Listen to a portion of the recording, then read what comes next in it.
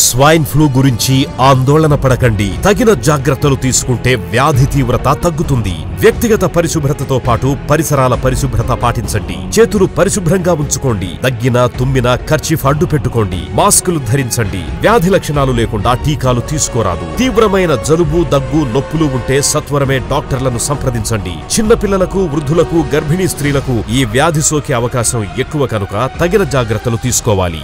రోగి ఇంట్లోని సభ్యులు ముందు జాగ్రత్తలు తీసుకోవాలి. గుంపులకు, సమూహాలకు వ్యాధిగ్రస్తులు దూరంగా ఉండాలి. స్వైన్ ఫ్లూ H1N1 వైరస్ వల్ల సోకుతుంది. తెలంగాణ రాష్ట్ర ప్రభుత్వం ఈ వ్యాధిని నివారించడానికి పలు చర్యలు చేపట్టింది.